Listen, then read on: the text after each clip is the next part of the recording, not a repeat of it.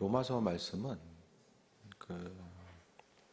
로마 교인들을 향해서 쓴 이제 교인이라고 하기보다는 공동체죠. 예수님을 믿고 있는 그 신앙 공동체를 향해서 사도 바울이 누구이고 그가 가지고 있는 신앙이 무엇인지를 좀 소개하는 글이에요.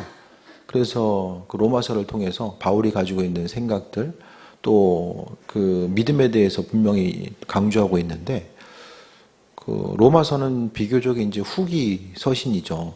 바울 사도가 이제 그 로마로 가서 이제 마지막 순간을 로마에서 이제 삶을 마무리하잖아요. 이런 여정들을 통해서 봤을 때에 바울이 이제 그리스도 예수를 따르고 그분과의 관계성 가운데 삶을 살아가는 것. 그러니까 바울의 서신 가운데 핵심적인 내용이 계속 말씀드리지만 그리스도 안에라는 내용이 가장 강조되고 있어요. 예수님 안에 거하는 것, 또 예수님이 내 안에 거하는 것. 그래서 바울에게 있어서 이제 모든 것의 중심은 예수님밖에 없었거든요. 그래서 그가 끝까지 사역을 감당하고 이 사명을 끝까지 감당할 수 있었던 이 모든 것들은 바로 예수님 때문에 감당할 수 있었다라는 거예요. 그래서 우리가 믿음 생활을 한다는 건요, 우리가 잘 해야 되잖아요. 잘. 이 신앙의 여정이요, 참여하는데 의의를 두기에는 출혈이 너무 커요. 그렇지 않아요? 죽었는데 나중에 죽음 이후에 뭐 하나님 있어도 되고 없어도 그만이야. 어떻게 생각하세요? 천국이 있을 가능성이 50대 50이기 때문에 여기 계신 분들 중에서 그래도 나머지 50%를 좀 신경을 써야기 때문에 교회 다니시는 분 계세요? 금요일날 오신 분들 중에는 없을 거예요. 네? 천국과 지옥. 분명히 우리 신앙인들은 이 땅에서 행한 모든 여정들이요, 하나님이 안 계시면 안 되잖아요. 네? 우리 평생의 삶을 통해서 단순히 이 땅 가운데 뭐 마음의 평안과 위안을 얻기 위해서 신앙생활을 하는 게 아니잖아요. 마음의 기쁨과 평안함은 다른 데서도 얻을 수 있다고 말씀드렸어요. 그러니까 우리가 믿음 생활에 전념하는 것은 바로 창조주 하나님께서 계시고 또 그분께서 우리 삶의 여정 가운데 날마다 살아 역사하심에 대해서 신뢰하기 때문에 믿음 생활에 중심을 두는 거거든요. 그래서 이 믿음의 여정 가운데 우리는 초점을 향해서 핵심적인 그분을 향해서 정확하게 나아가야 됩니다. 그러니까 믿음의 본질적인 것은 분명히 행하고요. 본질 아닌 것들은 이제 하나하나 이제 걷어나가는 작업을 해서 주님 앞에 갔을 때는 야, 이거 믿음 생활을 이렇게 하는 게 맞는 거였구나. 말씀을 보고 듣고 배운 대로 이렇게 신앙생활하는 것이 맞는 거였구나. 이게 돼야 되잖아요. 천국 갔는데 야, 예수님 말씀 저런 거 들어본 적이 없는데 교회 다니면서 아, 이게 아니었구나. 이 목사님한테 뒤통수 맞았구나. 이렇게 돼버리면은 문제가 심각해지는 거예요.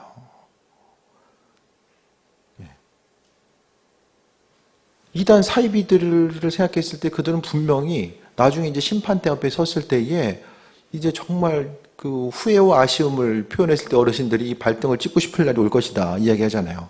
그러니까 우리가 주님 앞에 갔을 때에 이 본질적이 아닌 것이 무엇인지를 잘 돌아보고 이것이 뭔가 핵심이고 뭐가 핵심이 아닌지를 분별하면서 믿음의 여정 가운데서 이게 되려면은 하나님의 말씀, 우리는 성경 말씀에 그 하나님께서 비춰주신 대로 신앙생활을 하다 보면 우리 말씀대로 살아갔으면 이야기하잖아요.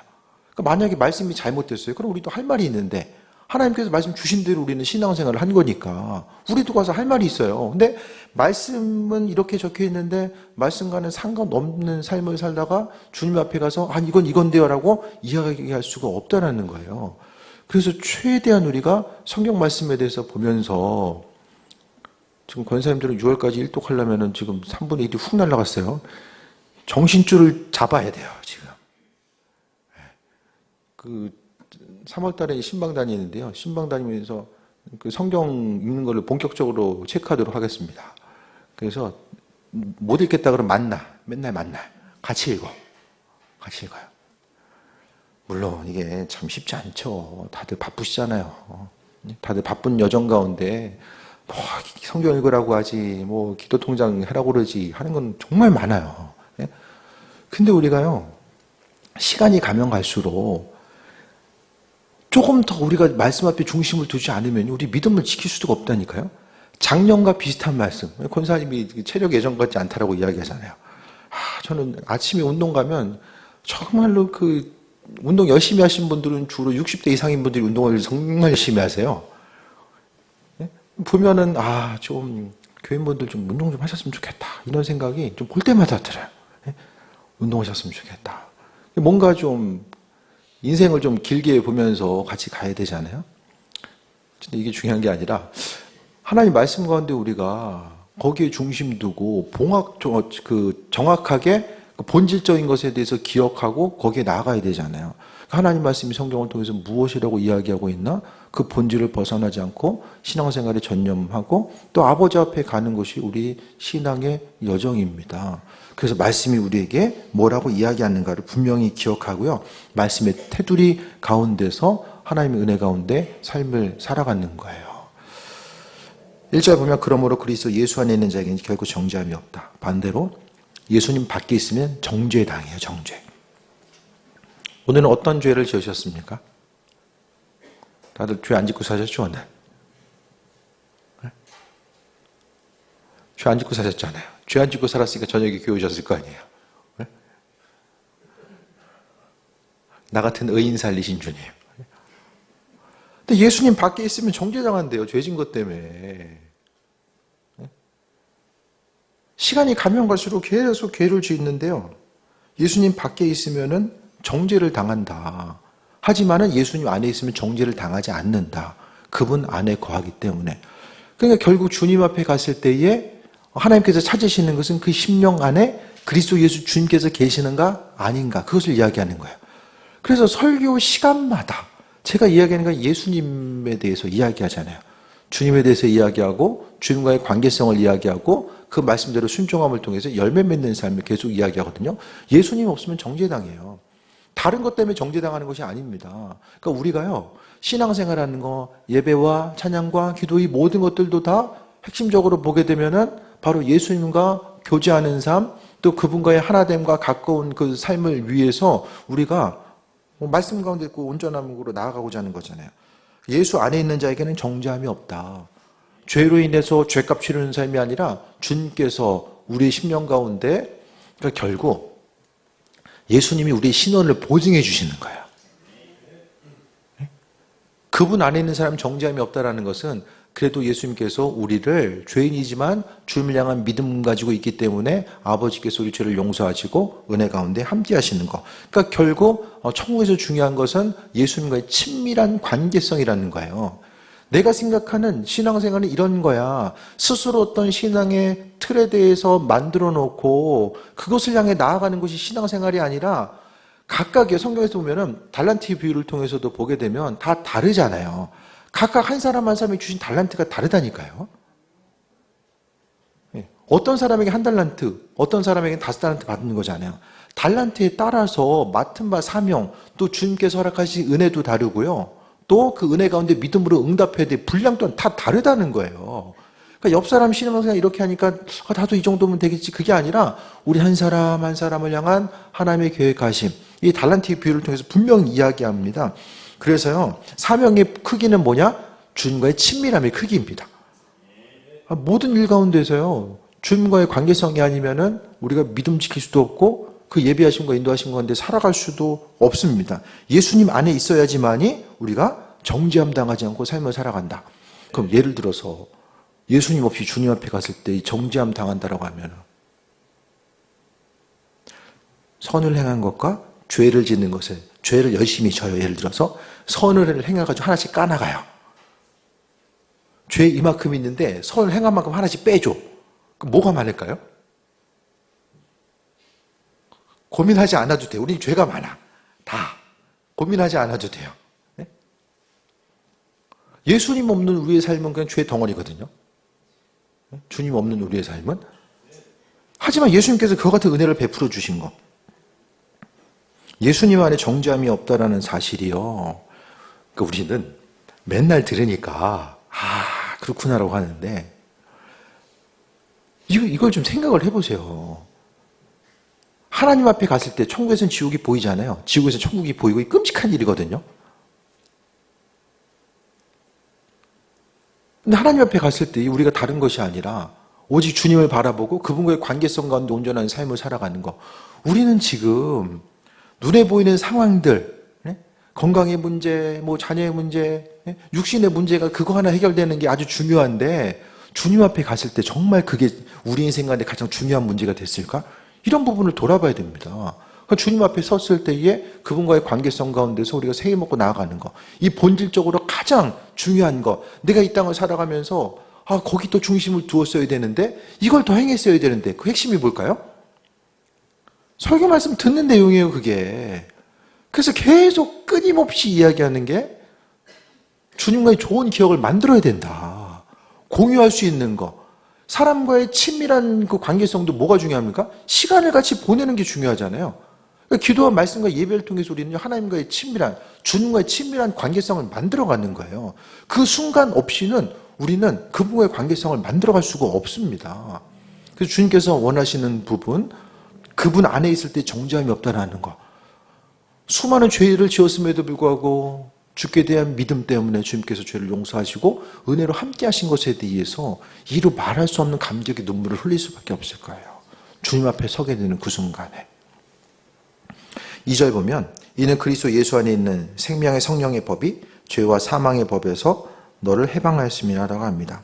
예수님 안에는요, 하나님의 성령의 법, 그러니까 생명의 성령의 법이 있는 거. 그러니까 하나님께서 인류를 구원하기 위한, 죄된 인류를 구원하기 위한 하나님의 법, 그분의 능력이 예수님 안에 있고 그 예수님의 능력을 우리를 사망의 법에서 해방하였다. 아주 간단하게 이야기하면 결국 우리가 무엇을 하든지 간에 어떤 선택함에 있어서 우리는 주님의 음성에 대해서 질문하고 답을 얻고 결정하고자 하는 이런 그 순간들이 훈련이 돼야 돼요.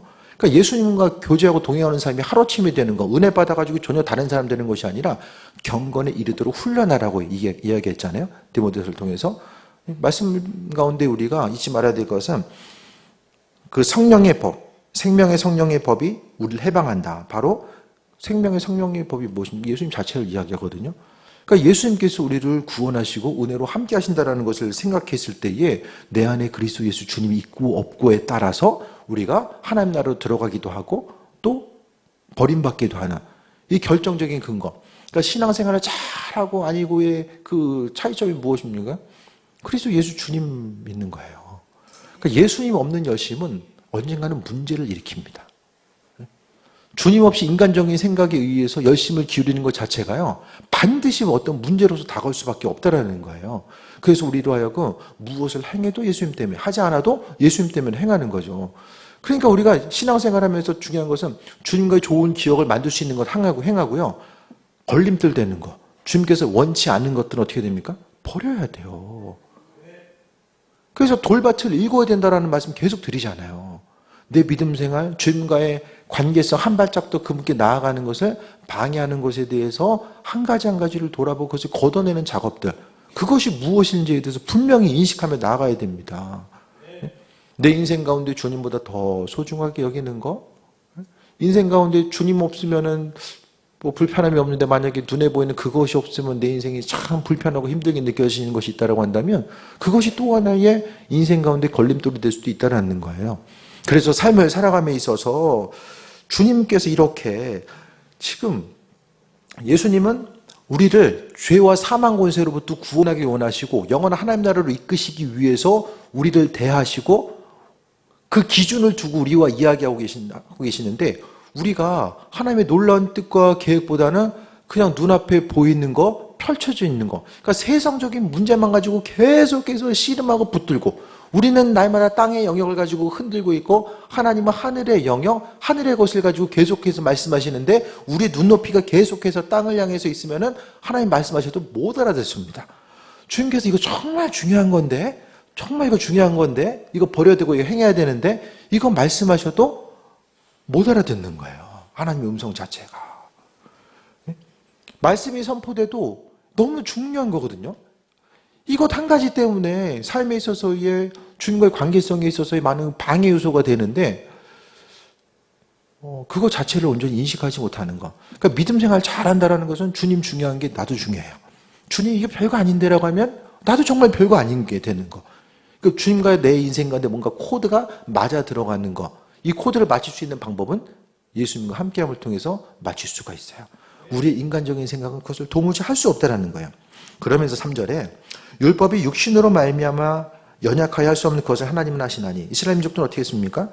의롭게 되는 것, 하나님 나라에 가는 거, 구원받는 것을 율법 잘 지키면 된다라고 했어요. 그런데 오히려 바울이 보니까 율법 때문에 뭐가 나타나요? 정죄 안 받아요. 못하니까.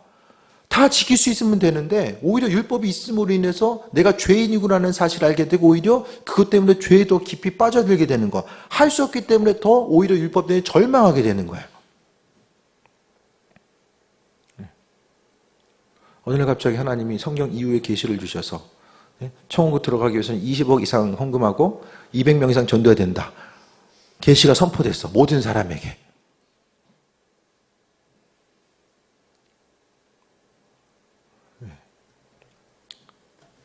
그럼 뭐 해야 될까요, 우리? 할 게 없어요. 200명이 어떻게 목숨 걸고 한다고 쳐. 지금 뭐 20억을 지금 해야죠. 예. 눈에 보이는 어떤 기준이 더 있을 때에 사람들로 하여금 오히려 절망하게 되는 요소들이 있을 수밖에 없는 비슷한 예가 되는 거예요. 하지만 하나님은 아시기 때문에 어떻게 합니까? 그 죄로 말미암아 자기 아들을 죄에 있는 육신의 모양으로 보내어 육신의 죄를 정하사 죄를 대신지게 하시고 4절에 육신을 따르지 않고 그 영을 따라 행하는 우리에게 율법의 요구가 이루어지게 하는 것. 율법의 요구는 무엇입니까? 우리로 하여금 의로운 길로 나아가게 하는 것. 죄로부터 구별되고 의로운 길로 나아감이 율법 조항 한 가지 한 가지 다 지켜서가 아니라 오직 내 안에 율법의 완성이신 그분께서 내 안에 들어오심으로 인하여서 우리가 율법이 이야기하는 요구, 그것을 우리가 그러니까 예수님과의 관계성, 친밀한 관계성 가운데 있으면 하나님 말씀을 지키는 것과 마찬가지라는 거예요. 조항 한 가지 한 가지 우리가 얽매이지 않아도 내 안에 계신 예수님께서 계시기 때문에 움직이고 반응하고 나아가는 것. 그 예수님에 대해서 얼마나 친밀한 관계성 가운데 있는가. 좀 설교 듣다 보면 좀 주님과의 친밀한 관계 가운데 나아가고자 생각이 좀 드십니까?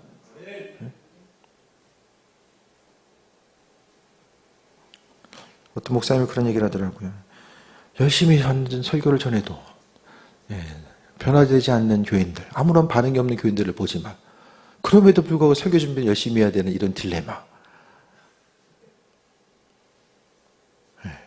한만 얘기해도 저도 이거 얘기한다고 뭐 이제 내 인생이나 열심히 살자 뭐 그런 생각이 있지만은 그래도 뭐 맡은 바 직임이 있으니까 또 열심히 해야 되잖아요. 지금 그 길게 보면은 10년, 짧게 보면은 한 4년 정도를 계속해서 주님과의 친밀한 관계성으로 나아가야 된다. 음성 들어야 된다는 것을 한 4, 5년에 걸쳐서 계속 지금 그 나무로 이야기하면 이 도끼로 팬데 계속 패고 있거든요. 모든 설교의 핵심은 예수님을 통해서 주의 음성 듣고 움직이고 반응하자. 지금 그 얘기를 이번 문에서 가져오고 저번 문에서 가지고 계속 가져오고 있어요. 이것저것 지금 계속 나가는 것이 아니라 지금 한 주제를 향해서 계속 나가고 있어요. 왜? 이게 안 되면 신앙생활의 본질이 이거 잊어버릴 수밖에 없거든요. 주님 안에 거하지 않고 신앙생활하는 거? 그 무슨 의미성이 있습니까? 주님 말씀하시는 것들에 대해서 기억하고 나아가는 게 중요한 거죠. 그러면서 이제 5절 보면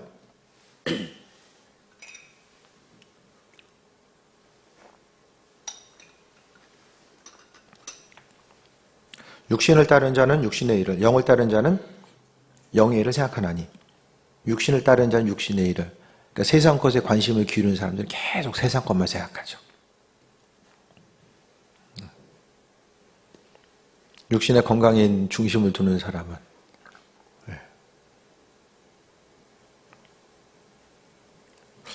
운동도 3시간씩 하시는 분들 보면 좀 이상하긴 하지만 그리고 거기 또 그분들도 그렇게 할 수밖에 없는 뭔가 있겠죠. 육신의 생각들. 영을 따르는 자는 영의 일을 생각한다. 영을 따르는 것이 성령의 인도하심 따라 사는 사람들은 어떻게 합니까? 영의 일을 생각한다. 오늘 하루의 삶을 통해서 육적인 것을 생각하셨습니까? 영적인 것을 생각하셨습니까? 우리의 믿음 생활이 어려운 건요. 육적인 세상 가운데 영적인 생각을 하면서 살아가야 되기 때문이에요. 다 만나는 사람들이 영적인 생각하고 영적인 이야기하고 또 보이지 않는 세계를 이야기하면 좀 수월할 거예요. 근데 우리의 삶의 환경은 많은 부분 그렇지 않잖아요. 보이지 않는 것에 대해서는 전혀 관심 없는 사람들과 삶을 살아감에 있어서 영적인 것을 생각하는 것 자체가 인생은 쉽지 않다라는 거예요. 그럼에도 불구하고 오늘 성경은 우리로 하여금 육신의 일이 아니라 영의 일을 생각하면서 삶을 살 것에 대해서 이야기합니다. 우리가 내일이라도 주님께서 우리를 부르시면 우리는 어떻게 되죠?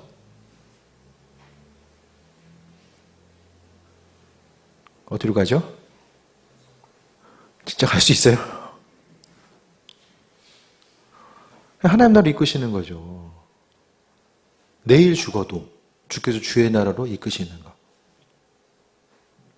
그래서요, 어쨌든 우리가 너무 이렇게 지나치게 오래 살 생각들 하지 마시고 우리 건강하게 살다가 건강하게 사명 감당하다가 주님 바라보고 나아가는 거. 그러니까 세상의 근심 걱정도요. 영을 생각하는 사람들, 바로 하나님의 예비하심이 있다라는 거. 요즘 큐티 주제들이 그런 부분이잖아요. 욥을 향해서 하나님의 예비하심과 인도하심이 있음을 생각했을 때에 우리가 하루하루 살아가는 것에 있어서도 하나님의 계획과 관심과 그 예비하심 가운데 하루를 살아가고 있다는 것을 고백하면서 삶을 살아가는 거죠. 그래서 사도 바울은 육신을 따르는 자는 육신의 일을 생각하고 또 영을 따르는 자는 영의 일을 생각한다라고 분명히 이야기하면서 6절에 육신의 생각은 사망이고 영의 생각은 생명과 평안이니라 라고 말씀합니다. 보여지고 들려지는 세상 가운데서요, 다른 것보다도 영적인 사람, 그러니까 기도와 말씀을 통해서 우리가 영적인 사람으로 체질을 변화시켜 나가야 돼요. 그 체질을 어떻게 변화시킵니까? 세상을 살아가면요, 이 세상 가운데서 세속화될 수밖에 없거든요. 맨날 보고 듣는 것이 세상적인 거, 세속적인 거 보고 듣다 보면 그렇게 변해질 수밖에 없는데 영적인 거, 그래도 교회에 와서 한 번쯤 하나님 말씀 듣고 스스로 기도하고 큐티하다 보면 보이는 것이 아니라 보이지 않는 세계가 분명하게 중요하고 존재하는구나라는 것을 생각하고서 삶을 살아가는 것. 하나님의 일꾼의 삶은 그러니까 영혼 구원의 가치, 하나님 나라에 대해서 바라보고 그 소중함을 인식하는 사람들은 땅이 아니라 하늘을 바라보면서 살아가는 것이고, 영을 생각한다는 것은 성령께서 내 안에 계시는 것. 그리스도 예수 주님을 주인이라고 고백했을 때에 성령님은 내 안에 계셔서 그 일들을 행하고 계시는 거죠. 그래서 주님이 마음의 감동 따라 주시는 것들을요, 놓치지 않고 움직이고 반응하는 거예요. 그날 주신 감동을 그 즉시 순종하고 움직이고 나아가고자 하는 것. 그것이 바로 하나님의 뜻과 인도하심입니다. 그래서 우리가요, 우리의 생각은 욕심이 있어서 끊임없이 받고자 하는데, 이 균형을 맞추려면 어떻게 된다고 그랬어요? 주는 거예요. 주려고 힘쓰다면은 받는 거. 그것이 이제 그 사람의 욕심은 계속 받으려고 하거든요. 근데 받으려고 하면요, 하나님의 은혜와 충만함이 나타날 수가 없어요. 하나님이 끊임없이 흘려보내라고 이야기하잖아요. 그러니까 보내고 들어오고 나가는 것을 균형을 맞춰줘야 됩니다. 먹었으면 배설해야 되는 것과 마찬가지거든요. 이 균형을 맞추는 것 자체가 하나님께서 마음에 우리의 감동을 계속해서 주세요. 끊임없이 우리의 인생은요, 소유하려고 해서, 내가 뭘 해보려고 해서 그 넘치는 어떤 것을 소유할 수 있는 게 아니라는 거예요. 오히려 아버지께 사실을 믿고 흘려보내는 삶을 통해서 우리가 오히려 강건함을 누릴 수 있다는 사실을 말씀드립니다. 그래서 하나님 보시기에 정말 합한 삶. 네? 주님께서는 여러분이 하나님 마음이면 어떤 사람들 주시겠어요? 계속 그 돈에 몰입돼 가지고 그냥, 그게 아니라 하나님께 선하신 하나님께 마음이 중심 두고 삶을 살아가는 사람, 아버지를 가장 소중한 가치로 여기고 삶을 살아가는 사람. 그래서 성령의 인도하심, 그러니까 내 생각은요 나눠줄 수가 없다라니까요. 우리의 본질적인 삶의 모습은요, 내 육신과는 별로 상관없는 사람 중에서 흘려보낼 수도 없어요. 그러니까 이 모든 일들을 가능하게 하신 것은 성령께서 우리에게 마음을 주셔서 흘려보낼 수 있도록 은혜 주시는 거예요. 그러니까 여러분이 누군가를 향해서 작은 것이라도 좀 대접하거나 흘려보내야 되겠다, 그 마음은 하나님께서 주시는 거죠. 우리가 할 수 있는 게 아니라니까요. 특별히 뜬금없이 생각나는 모든 것들은요, 아버지께 주시는 거예요. 그건 주시는 마음 따라서 움직이고 반응하는 거죠.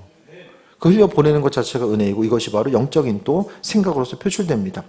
7절에 육신의 생각은 하나님과 원수가 되나니 이는 하나님의 법에 굴복하지 않을 뿐만 아니라 할 수도 없다.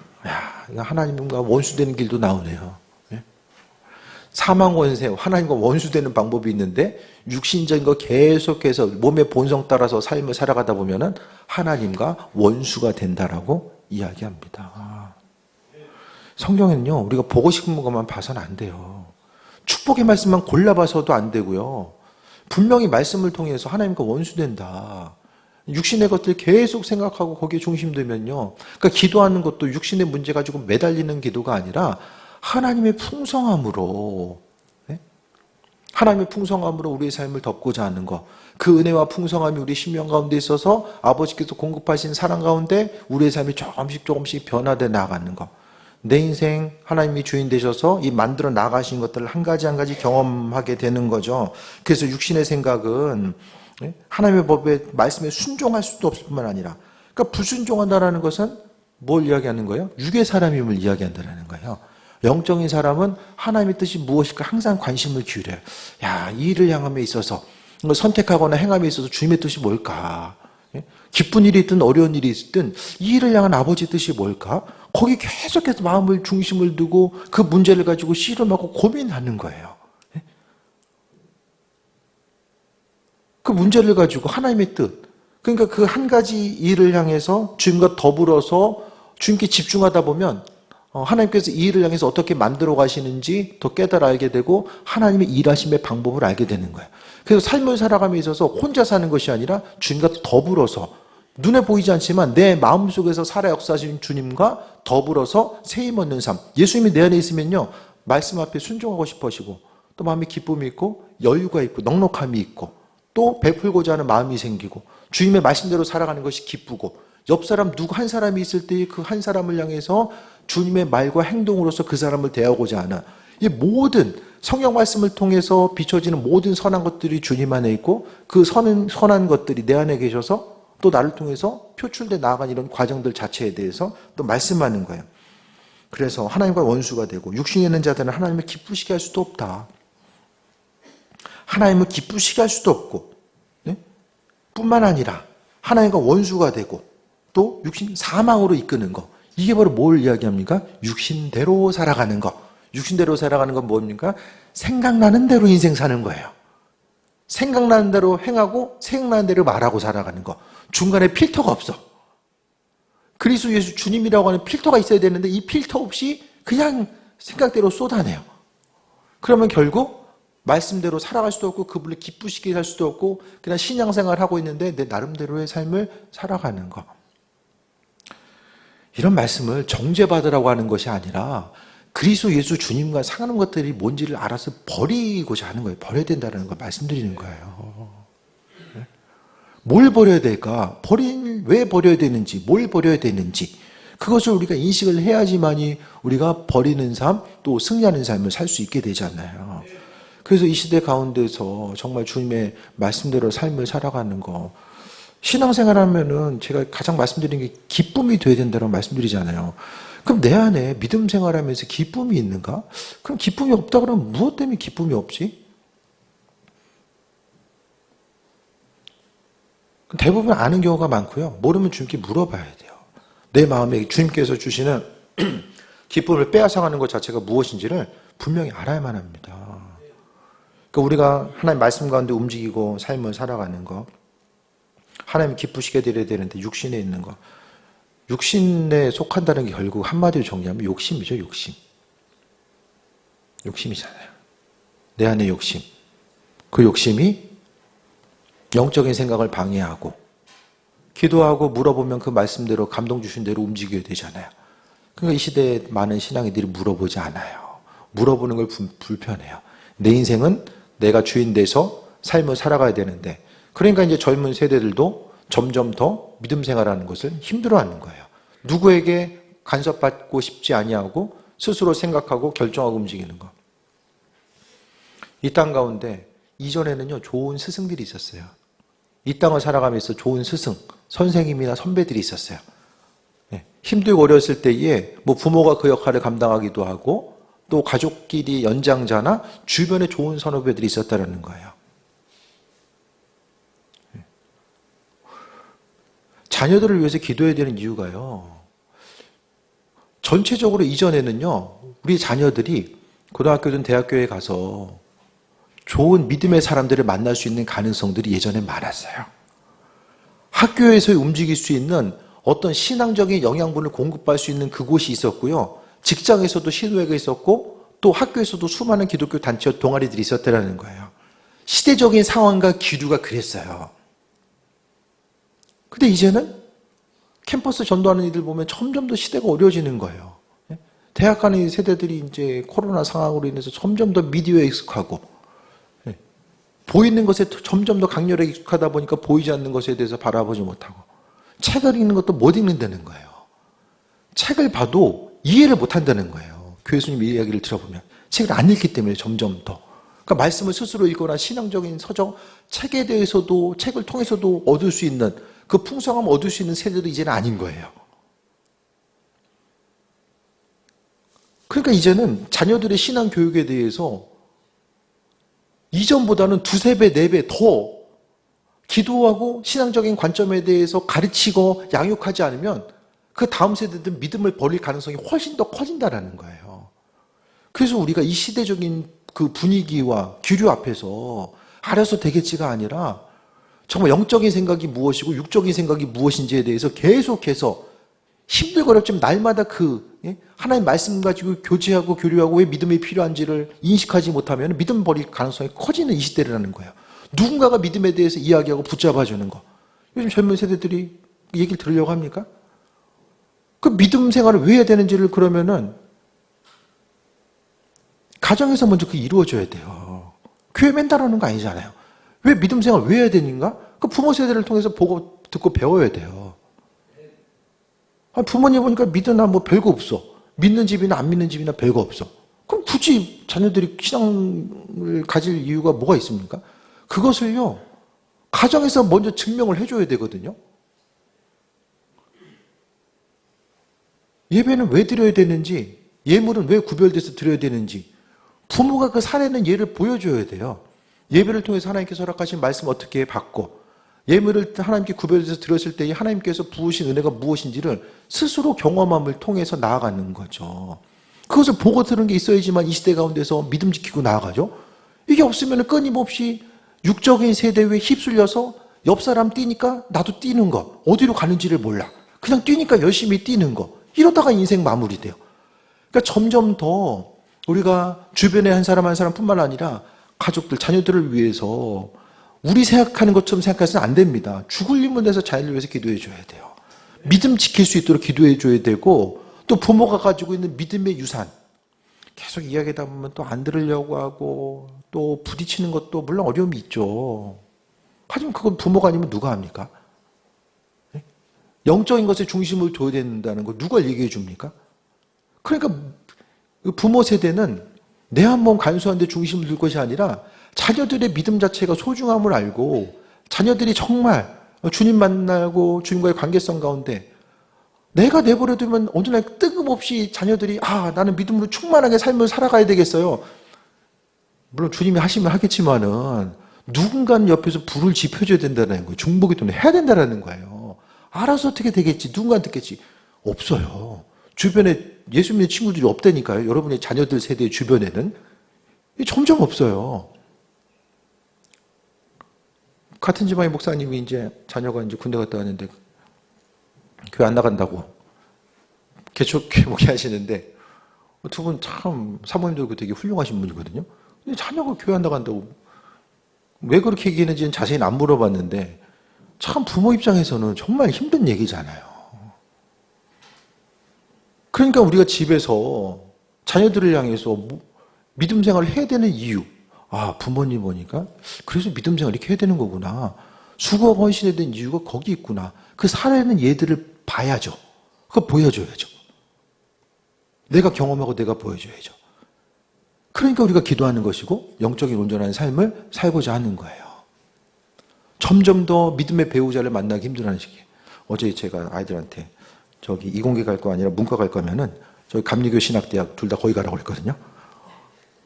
거기 가서 저기 믿는 배우자 있을 테니까 거기 만나고 나와라. 그 신학과는 그 믿음 없으면 못 들어가니까요. 가서 믿는 배우자라도 만나고 나와라. 네? 이게 중요합니다. 안 믿는 배우자 데리고 올 가능성이 대부분이라니까요. 아니 뭐 전공 살려서 먹고 사는 건 이 시대는 정말 힘든 시기예요.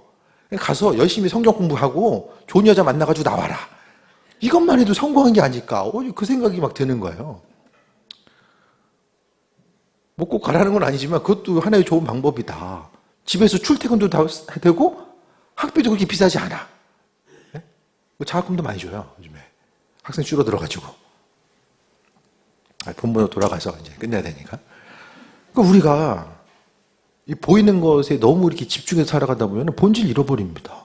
그럼 나중에 후회할 일들이 생겨요. 육신대로 삶을 살아가고, 그러니까 하나님 보시 이 합한 삶. 그러니까 우리가 인생 살다 보면 사람 눈치 보며 살 때가 있잖아요. 사람 눈치 볼 거 없어요. 하나님 눈치 보며 살아야 됩니다. 예? 믿음으로 산다는 건 주님 눈치 보면서 살아야 돼요. 하고 싶은 대로 신앙생활하는 것이 아니라 육의 생활이 아니라 영적인 생활, 영의 생활한다는 거죠. 주님 눈치 보면서 살아야 돼요. 그래서 죄가 무엇인지 행할 바가 무엇인지 하지 말아야 할 것이 무엇인지를 알게 됩니다. 9절에 만일 너희 속에 하나님의 영이 거하시면 너희가 육신에 있지 아니하고 영에 있나니 누구든지 그리스도의 영이 없으면 그리스도 사람이 아니니라. 우리 안에 성령이 계시고 예수님께서 내 안에 계셨을 때에 우리가 육신에 거한 사람이 영에 있는 사람이라는 거예요. 그래서 하나님의 말씀보다는 계속해서 인간적으로 행동하고 움직이고 말하고 그런 모습, 말씀에 순종하기보다는 내 생각대로 움직이는 부분이 커진다면은 내 안에 있어서의 주님의 자리, 성령 충만함의 자리를 돌아보고 나아가는 거예요. 믿음의 여정 가운데 우리가 물론 내가 원하는 것이 주님이 원하는 것이고 주님이 원하는 것이 내가 원하는 것이면 정말 좋은데 난 원치 않지만은 주님께서 원하시기 때문에 우리가 어쩔 수 없이 따라가야 되는 순간도 있잖아요.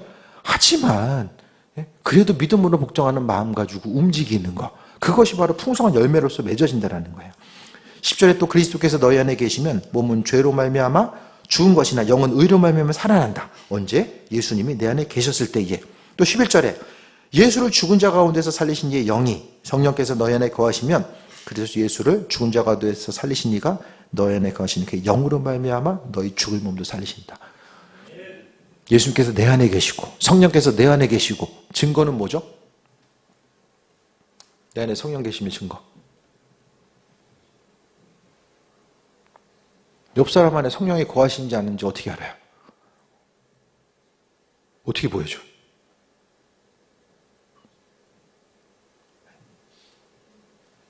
어떻게 보여줘요? 성령께서 계시는지.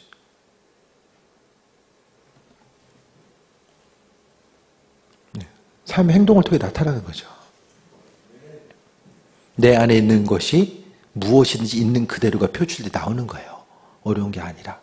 그러니까 주님 기뻐하신 일들을 행하고자 하고 그것 때문에 주님 기뻐하신 일을 행하다 보니까 나도 내 마음이 기쁜 거예요.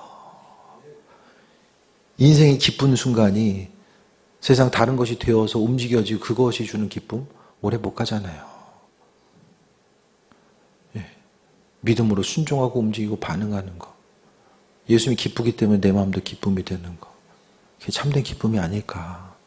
이 땅을 살아감에 있어서 영의 사람이 되어서 육신대로 삶을 살아가다가는 영원한 사망에 이르는 거. 몸이 하고 싶은 대로 원하는 대로 다 해보세요. 끝에 남는 건 죄 짓는 것밖에 없어요. 몸이 원하는 대로 움직이는 거. 육신의 말초신경을 자극하면서 움직이는 것 자체가요.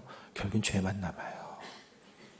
결국 우리가 조금 더 하나님의 말씀에 중심을 두고 이 육적인 이 세상 가운데서 많은 사람들이 세상적인 욕심, 세상적인 소유, 부와 명예를 찾아 마음의 중심을 두고 살아간 이때에 영적인 것을 논하는 것이 세상적인 관점 가운데 정말 미련한 것처럼 보여진 이때에 하지만 오늘 성경 말씀, 하나님의 존귀하신 말씀은 우리에게 보이는 것이 아니라 보이지 않는 세계를 바라보고 영적인 삶을 살아가야 된다는 것. 그것이 바로 성령 충만함의 삶. 우리가 성령 충만함에 대해서 간구하는 것은 어떤 눈에 보이는 외적인 현상이 아니라 이 시대 가운데서 그리스도 예수의 사람으로 살아갈 수 있는 힘과 능력을 소유하기 때문에 우리가 기도하는 것이고 성령 충만함에 대해서 간구해야 되는 이유가 거기에 있습니다. 다른 것이 아니라 주님 바라보시고 아버지께서 우리에게 새 허락하셔서 우리 육신을 연약해 해서 할 수 없는 그것을 내 안에 계신 성령께서 가능하게 하신다는 것에 대해서 믿음으로 바라보시고 주님과는 상하는 것들 하나하나 걷어나가고 또 본질적으로 예수님 때문에 그분 이름 그리스도 예수 한마디로 해서 마음의 기쁨과 평안함이 넘치는 또 귀한 삶 되시기를 축원드립니다. 기도하겠습니다. 아버지 은혜 감사드립니다. 모든 것이 다 하나님의 은혜임을 믿음으로 고백하게 하시고 날마다 강건케 하시고 은혜와 충만함을 함께 하시는 주님만 바라보게 하여 주옵소서. 주인과는 상관없는 것들은 버리게 하시고 오직 주님으로만 강건함 누리게 하여 주시어서 믿는 자로서 복된 삶 살아갈 수 있도록 역사해 주시고 모든 기대함과 소망함을 주께 두고 승리하게 하여 주옵소서. 예수님의 이름으로 기도드립니다. 아멘.